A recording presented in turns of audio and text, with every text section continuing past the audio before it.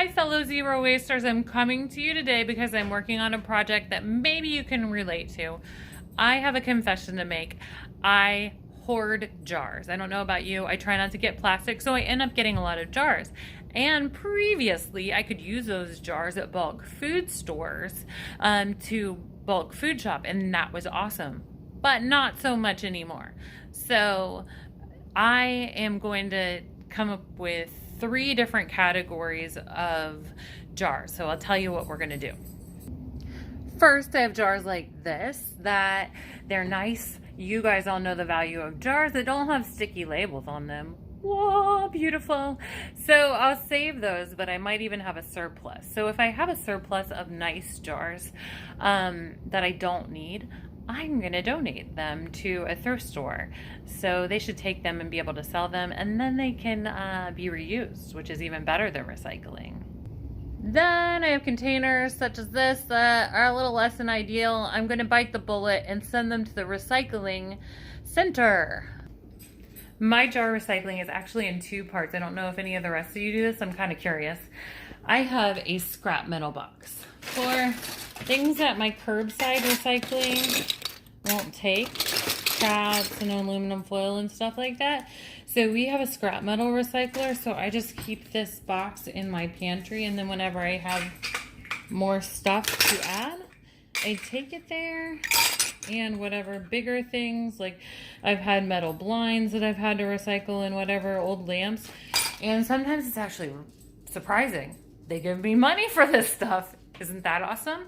So if you don't already do that or have a scrap metal recycling box, I encourage you to do that, to look up scrap metal recyclers in your area and go there. Wear your mask, and also you probably need ID because they're kind of strict about IDs. If you don't care about the money, I mean, sometimes it's not a lot of money. It really depends on what you have.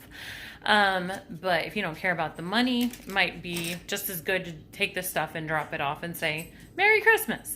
But if you want to get a little bit of cash for it, take your ID, because they do ID you there, and then they'll sometimes give you a little bit of cash depending on what you have. So I have this big collection. When it gets big enough and I have other stuff in the garage that's metal that I want to recycle, I take it there. So if you don't know about your scrap recyclers in your area, that is your homework. Who are your scrap recyclers and where are they? And start your own collection, because it really does cut down on trash, which is awesome. Aside from that, I'm going to go through all my lids and find matches for them. I may keep some backups if I have a lot of a certain type of jar. Other than that, if I have a lot of extras, they're going to go over to my scrap metal box to go to the scrap metal recycler. And then we have the most prestigious area for a jar to live, and that is here in my most important jar storage. So I have them and I organize them by jars, and then I'll put like a little container of lids here. And yeah, I use those particular jars all the time. It doesn't look too bad right now, and that's because I've gutted it. But if you had seen it before, I should have showed it to you before. It was overflowing. So yeah. So just cleaning that up. If you have any tips or tricks for managing your jars or great places to send them, let me know.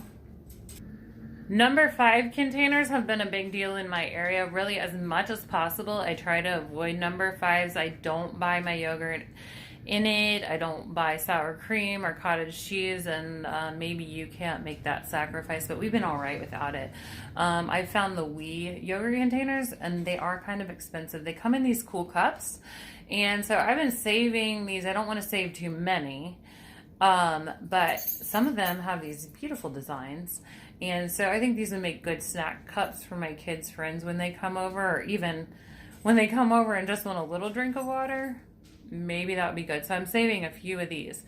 Some of these not the pretty ones. They have some plain ones here too.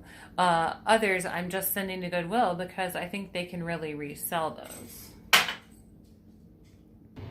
So here's a box of jars that I have ready to go to Goodwill. I have these yogurt jars, a surplus of them. I have honey jars. Well, I gotta find the lids for these, but for people that have bees, it's actually, would think, be kind of cool. They like to reuse these, so I'm gonna send these to Goodwill, and hopefully somebody can get some good use out of them. So as you can see, I really wasn't lying when I said I have an issue with hoarding jars, and hopefully I'm not the only one. Well, it would be great if I were the only one, but I doubt that I am. And I think part of that stems from previously, you know, we were loving our bulk food shopping, and hopefully we can get back to that at some point. But until then, I'm cleaning out a little bit because I'm getting buried in jars. And so I wonder what ways that you found to reduce waste during quarantine. One way that we are working on it is we're making this Make Less Trash store, makelesstrash.com, and it's an Amazon affiliate store. We're starting there because that's simple. We are new to this, but I thought, wouldn't it be awesome to have a place that had all kinds of low waste products? And that's what my husband and I have done. We are collecting a lot of products there. It's our new baby.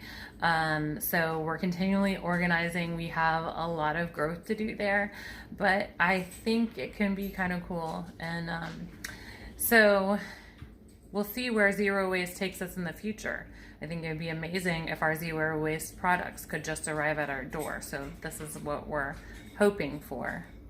Just wanted to share with you something that I did arrive at my door, and one thing that I came to, because we used to go to the grocery store and take all our jars and fill them up and get the tears and the UPC numbers and all that stuff.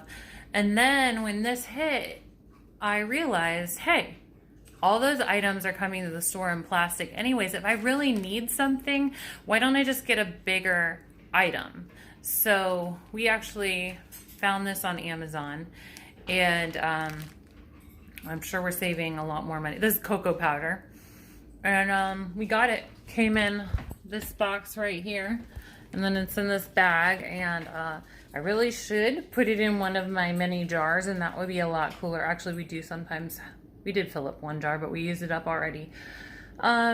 So yeah, it's stuff like this that I want to put in the store. I haven't done our food section yet. What we have most recently is I did a back to school section and found some really cool stuff. I love zero waste because it's innovative. We're finding new solutions and new products. And so check out our back to school section and see if there's anything that you can use for back to school. Some of the items are useful. Some I think are a bit on the pricey side, but they're still inspirational, and some are affordable. So see what might work for you. We will keep developing the store. If you are going to shop with makelesstrash.com, make sure that you set your Amazon settings to send them a message and say, hey, I want plastic-free packaging and sustainable packaging, and hopefully they'll honor that. It's your vote, so send them a message that you want them to give sustainable packaging. And if you can get anything before you shop, you know, before you shop Amazon or some bigger retailer, shop local first, and also shop secondhand before anything else. Those are the most sustainable options. So number one, if you have any ways that you're getting your jars under control, let me know. And number two, if you have any ingenious ways that you're coping with the new system of making less trash, also let me know. Thank you for everything that you guys do. You're awesome. Let's take care of this planet together.